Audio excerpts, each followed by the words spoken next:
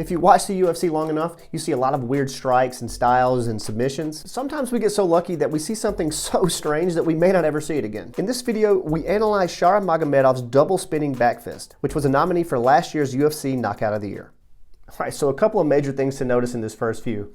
I can't help but think that to me, whenever I look at this view, it's almost as if some little kid is playing the UFC video game and he just keeps spamming the spinning back fist button over and over again, and it just happens to work out against his little brother or his bigger brother or something. But anyway, so as he's stepping through, this is a little weird because typically whenever you see spinning back fist, it's almost as like a backup policy, right? We teep or we round kick and we find ourselves in a place where we're not gonna. We don't want to be facing our opponent, so we just continue that momentum with the back fist. But he doesn't set it up that way. I just thought that was pretty unique to notice there. But essentially what's happening here is the mechanics that we see of a hook are essentially reversed. So typically, during horizontal adduction, which is what a hook is, you see the muscles like the anterior delt and the pec major be put on a really big stretch as they come through and make contact with their opponent.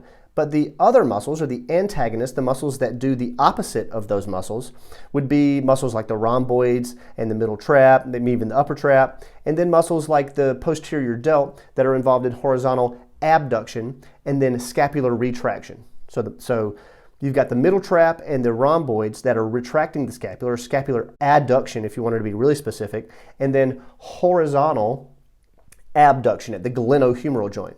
So this is all regionally interdependent. This is all happening at one time, but those muscles are lengthened at this point. So they've eccentrically elongated in order to concentrically contract out of that amortization phase, or the switch between the eccentric and the concentric phase, for a more forceful contraction.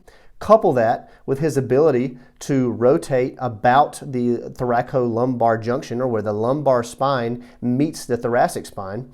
With a lot of your trunk rotation happens at that point. Put all those together and it's just a really good spinning back fist. But you know that's not the end because you've seen the fight. What happens next is that he does it again.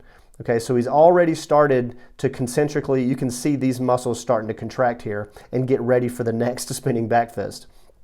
You weren't able to see really well how he made contact there, but you do in this view. So again, you've got the trap that's adducting the scapula as the posterior delt, and maybe even some of the lat here because it's a little bit lower than the 90 degrees of abduction. The lat might be involved in some of that shoulder extension as well. You can make that argument.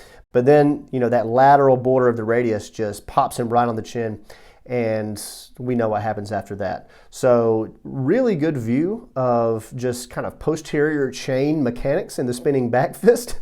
Didn't know I'd be making a video on that, but here we are.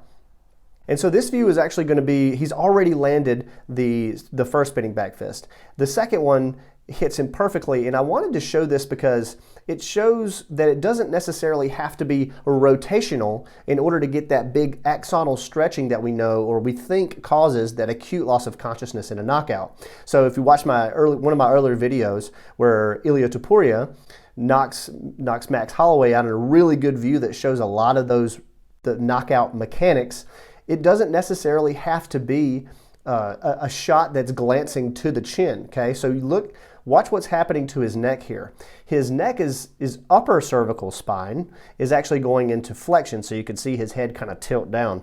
But his lower cervical spine is going to extension, so it's actually getting a little bit elongated with a little bit of side bending and rotation. But it's not purely rotation here. But just because he's not going into rotation, he's still at an in range of motion when it comes to flexion at the upper cervical spine and extension at the lower cervical spine. So those axons can still be put on that long stretch, and then all that cascade of the mechanoporation that leads to hyperexcitability and then the acute loss of consciousness still happens no matter what direction it is. It's just that quick acceleration and deceleration into those maximal ranges of motion that causes the axons to stretch.